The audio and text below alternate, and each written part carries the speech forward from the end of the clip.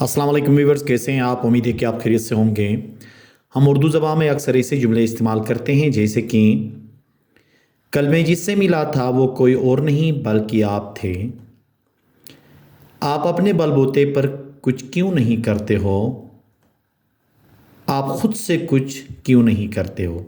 अब इन जुमलों के अंदर देखें, एक टर्म इस्तेमाल हुआ है कोई और नहीं बल्कि और बलबूते पे या खुद से। अब ऐसे जुमलों को जब हम इंग्लिश में ट्रांसलेट कर रहे होते हैं तो वो कौन से स्ट्रक्चर इस्तेमाल करेंगे, वो आज की इस लेक्चर में तफसीलन डिस्कस कर लेंगे। वो तमाम व्यूअर्स जिन्होंने अभी तक चैनल सब्सक्राइब नहीं किया, आप चैनल सब्सक्राइब करके बेल का आइकन दबा लें ताकि हर नया नोटिफिकेशन जो है आपको मिल सके। तो आइए शुरू कर लेते हैं।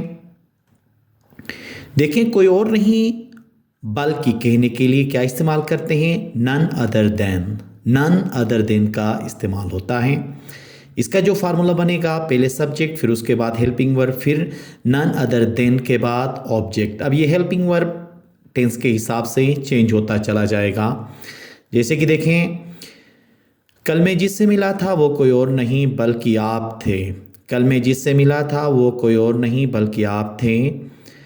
The one whom I met yesterday was none other than you.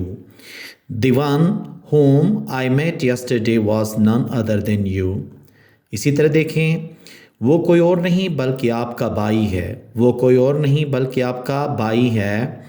He is none other than your brother. He is none other than your brother. वो जो कल यहाँ आया था वो कोई और नहीं बल्कि आपका वालिद था। वो जो कल यहाँ आया था वो कोई और नहीं बल्कि आपका वालिद था। The one who came here yesterday was none other than your father. The one who came here yesterday was none other than your father.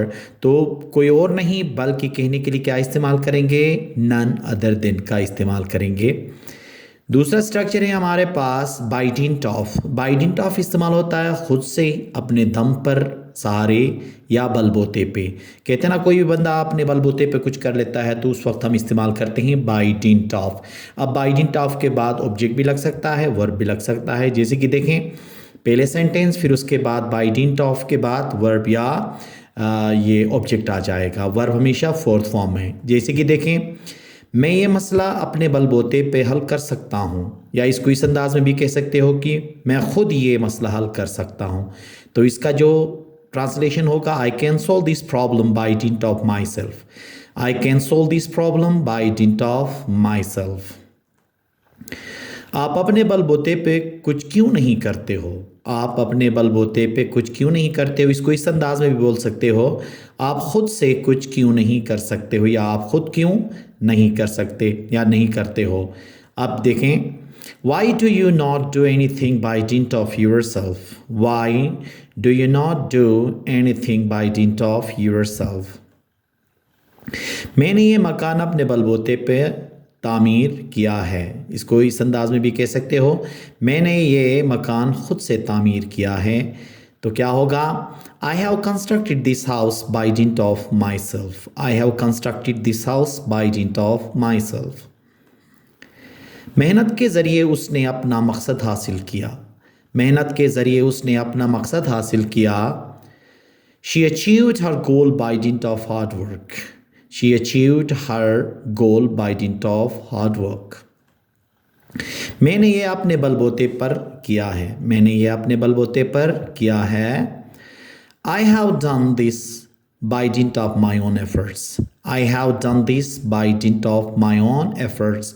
तो बलबूते पे या किसी सहारे पे या अपने दम पे कहने के लिए क्या इस्तेमाल करते हैं? बाई डिंट ऑफ का इस्तेमाल करते हैं। ये दोनों बहुत अच्छे स्ट्रक्चर्स हैं, इनको अच्छी तरह से आप याद कर लें और इसको अपने डेली लाइफ में इंग्लिश में इस्तेमाल करें ताकि आपकी अंग्रेज़ी बेहतर हो। उम्मीद है कि आज का ये लेक्चर आपको पसंद आया होगा। Thank you very much.